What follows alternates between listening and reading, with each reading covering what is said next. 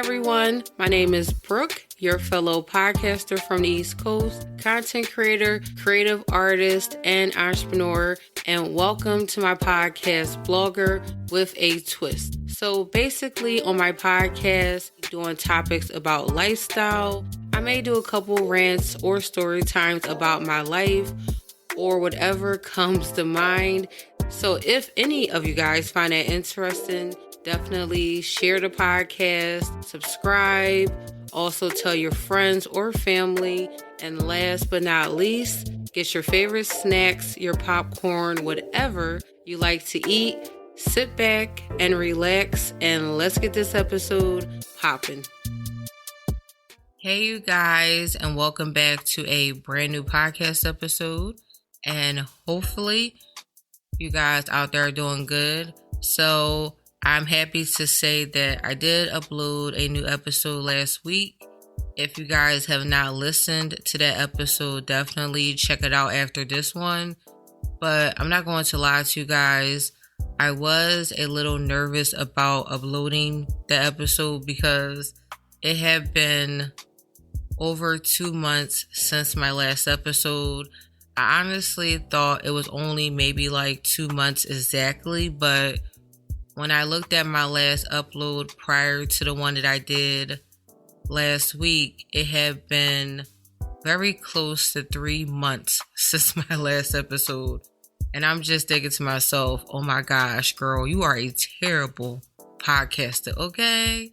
But I am back, and I'm definitely going to try this time to stay more consistent because I know there are a lot of you guys out there that do enjoy my podcast. So your girl is trying to, I'm trying to do better, okay?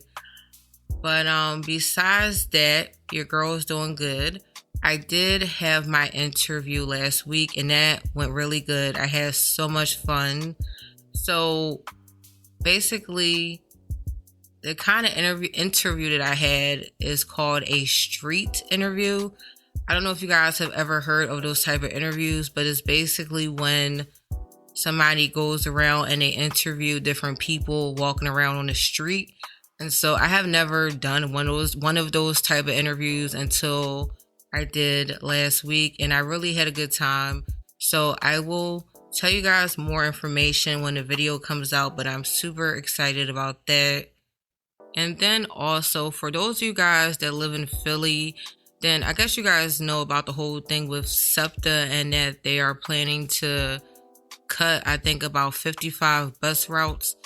And now I'm just thinking to myself, well, what about people that rely on SEPTA to get to work, get to school? And then also, I think they are trying to do a 9 p.m. curfew for people that work in the evening and make it off after 9 o'clock. How do you expect them to get home? So now they probably got to take an Uber or Lyft, which, let me tell you, I feel like if you do work for Uber or Lyft right now, or you may be considering wanting to work for Uber or Lyft, I just have a feeling that this would probably be the prime time to do it because a lot of people will probably be using those services. So I'm just saying, it probably is a good time if you want to make some extra money.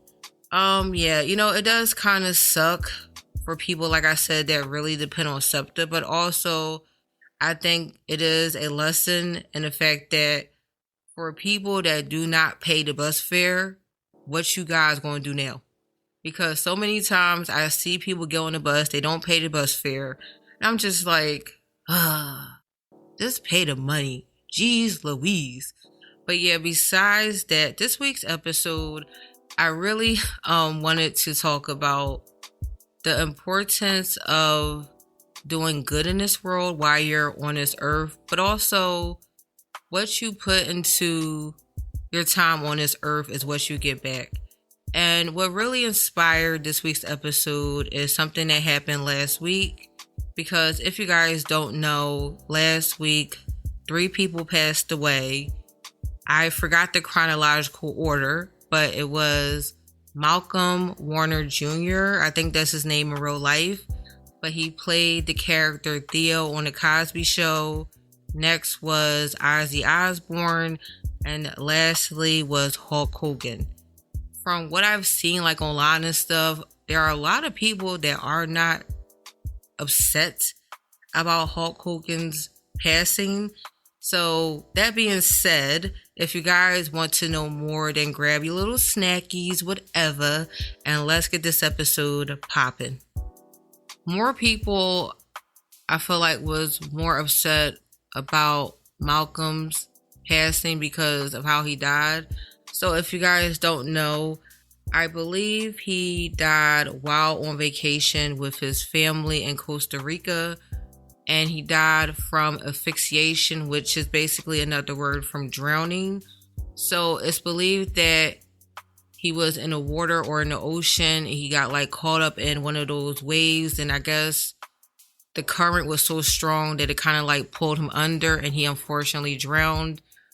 You know, hearing his story is so sad because I could not imagine being his wife and having to go home without my husband, or having to help my child understand why their dad is not coming back. So it's just, like I said, such a horrible way to go, especially you're on vacation with your family and that's the last thing that you think would ever happen.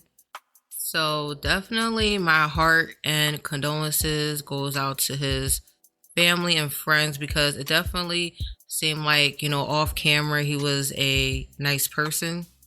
Even Ozzy Osbourne, even though I wasn't like a huge fan of Ozzy Osbourne, I still knew who he was. I believe he had been sick for a couple years, battling some type of disease or something. So honestly, I feel like his passing wasn't too much of a surprise, because I feel like when it comes to death, if the person is already sick and has been suffering, the death doesn't hurt as bad. But if it's something like in Malcolm's case, where he wasn't really sick and unfortunately he died from a freak accident, I just feel like it makes the death harder to accept. And then as far as Hulk Hogan, I think he died of cardiac arrest, which is basically a heart attack. I think he was like 70 something. And so, like I said before, a lot of people are rejoicing his death, because for those of you guys that did not know, unfortunately, Hulk Hogan was outwardly a racist, and he definitely did not like black people. If you guys remember, a couple years back, I think in like the late 2000s, like around 2007 or something like that, an audio tape had leaked of him basically calling black people the N-word with the hard R, because I think he had found out that his daughter Brooke was dating a black guy. And so I guess for him, he felt like, well, if she was going to date a black N-word, that he'd rather him be a basketball player or make a lot of money versus one that is broke or doesn't make a lot of money. And so when that came out, I think a lot of people were shocked, especially a lot of people that looked up to Hulk Hogan in the wrestling spectrum and stuff like that. And so I remember, I think he came on like Good Morning America or something like that and made a public apology. But I just find it so interesting that even after all that time, people still remember what he said to his death. Well, it's not really a surprise, but I would think that you would have a little bit more courtesy to somebody that just passed away. But at the same time, if you live your life with so much hatred for people that really did nothing to you, I just feel like you kind of get what's coming to you. And look, I'm not coming on this podcast to bash Hulk Hogan, because that's not really my platform. But the stuff that is happening to him just really made me realize that what you do on this earth can really impact the legacy that you leave behind. Like for me, if I had a choice of what type of legacy I would want to leave behind, I would want people to know me as being a nice person, inspirational, motivational, not somebody that was a racist.